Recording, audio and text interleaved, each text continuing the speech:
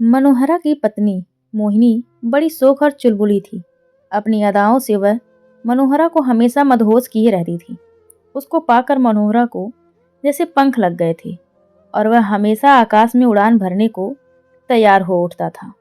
मोहिनी उसकी इस उड़ान को हमेशा ही सहारा देकर दुनिया जीतने का सपना देखती रहती थी। अपने मायके में भी मोहिनी खुली हिरनी की तरह गांव भर में घूमती रहती थी। इसमें उसे कोई हिचक नहीं होती थी, क्योंकि उसकी माँ बचपन में ही मर गई थी और सौतेली माँ का उस पर कोई कंट्रोल ना था। मोहिनी छोटे बड़े किसी काम में अपनी सीमा लांघने से कभी भी नहीं हिचकती थी। शादी से पहले ही उसका नाम गांव के कई लड़कों से जोड़ा जाता था। वैसे ब्याह कर अपने इस घर आने के बाद पहले तो मोहिनी ने अपनी बोली और बर्ताव से पूरे घर का दिल जीत लिया था, पर जल्दी ही वह अपने रंग में आ गई। मनोहरा के बड़े भाई गोकुला की सबसे बड़ी औलाद एक बेटी थी, जो अब सयानी और शादी के लायक हो चुकी थी। उसका नाम सलोनी था। गोकुला के दो बेटे अभी छोटे ही थे। गोकुला की पत्नी पिछले साल हैजे की वजह से मर गई थी।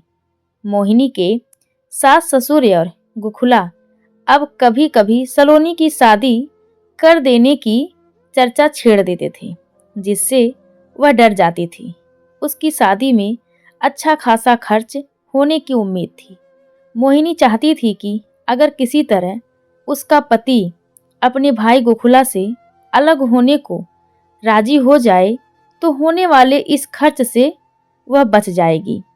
मोहिनी ने माहौल देखकर मनोहरा को अपने मन की बात बताई। मनोहरा एक सीधा साधा जवान था। वह घर के एक सामान्य सदस्य की तरह रहता और दिल खोल कर कमाता था। वह इन छल प्रपंचों से कोसों दूर था।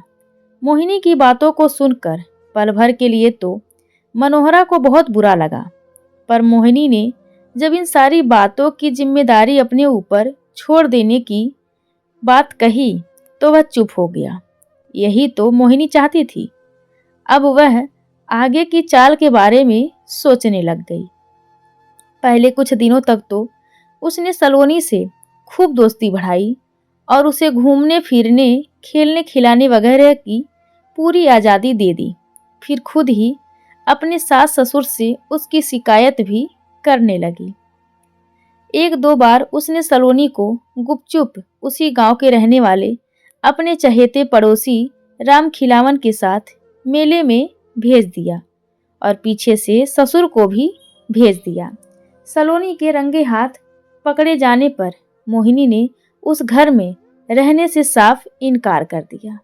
सास ससुर और गांव वाले उसे समझा समझा कर थक गए, पर उसने तब तक कुछ नहीं खाया पिया जब तक कि पंचों ने अलग रहने का फैसला नहीं ले लिया।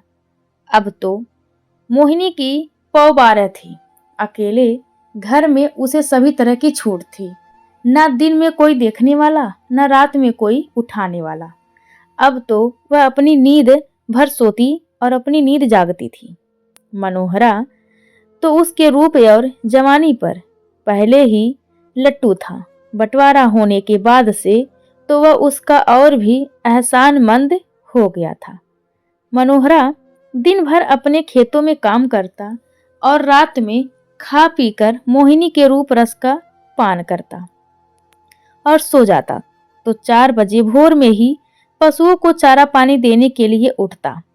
इसी बीच मोहिनी क्या करती है, क्या खाती पीती है, कहाँ उठती बैठती है, इसका उसे बिल्कुल भी एहसास नहीं था और ना ही चिंता थी। मोहिनी ने एक मोबाइल फोन खरीद लिया।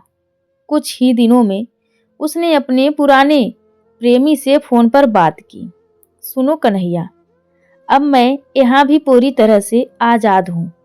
तुम जब चाहो समय निकाल कर यहाँ आ सकते हो। केवल इतना ध्यान रखना कि मेरे गांव के पास आकर पहले मुझसे बातचीत करके ही घर पर आना, समझे? क्यों, अब मेरे रात में आने से तुझे अपनी नींद में खलल पड़ती है क्या? दिन में बार बार तुम्हारे यहाँ आने से नाहक लोगों को शक होगा। कन्हैया ने कहा, रात के अंधेरे में तो सभी काला धंधा चलाते हैं, पर दिन के उजाले में भी कुछ दिन अपना काला धंधा चलाकर मजा लेने में क्या हर्ज है। रात को पशुशाला में गोबर की बदबू के बीच वह मजा कहाँ जो दिन के उजाले में अपने मर्द के बिछावन पर मिलेगा। ठीक है मोहिनी, तुम्हारी बातों को मैंने कब काटा है, यह आदेश भी सर आंखों पर, लेकिन जोश के साथ होश कभी नहीं खोना चाहिए। ठीक है, कल दोपहर बाद, कन्हैया बोला। दूसरे दिन सवेरे ही मोहिनी ने मनोहरा को चाय नाश्ता कराकर दोपहर का खाना देकर खेत पर काम करने इस तरह विदा किया जैसे कोई माँ अपने बच्चे को तैयार कर पढ़ने के लिए भेजती है। ठीक 12:30 बजे मोबाइल फोन की घंटी बजने लगी। भीतर बाहर अगल बगल देखकर मोहिनी ने कन्हैया को घर पर आने का सिग्नल दे दिया। कन्हैया सावधानी से उसके दरवाजे तक आ गया और वहां से उसे अपने आंगन तक ले जाने के लिए तो मोहिनी वहां मौजूद थी। तकरीबन 2 घंटे तक कन्हैया वहां रहकर मौज मजा लेता रहा, फिर जैसे आया था वैसे ही लौट गया। ठीक उसी समय अलग हुए बराबर के घर में सलोनी अपने छोटे भाई रमुआ के साथ पशुओं को खूंटे से बांध रही थी।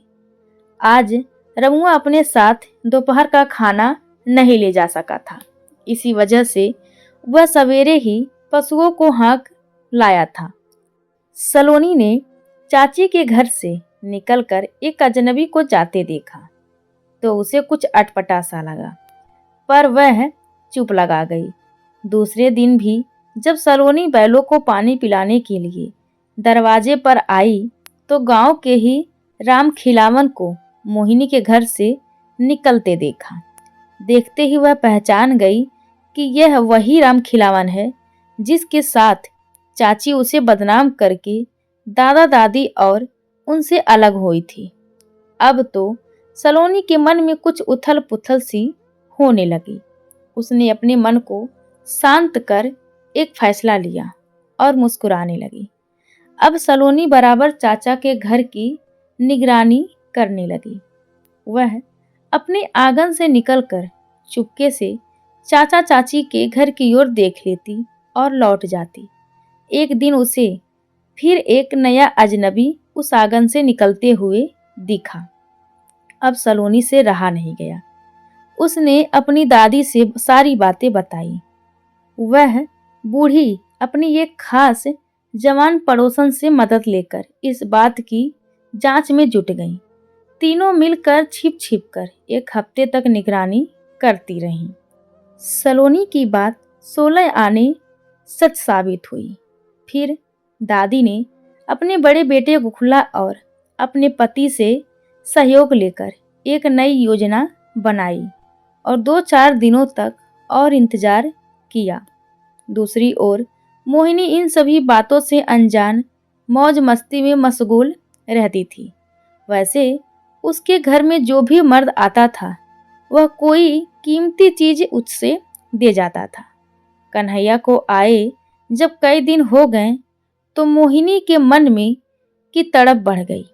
दिल जोरों से धड़कने लगा।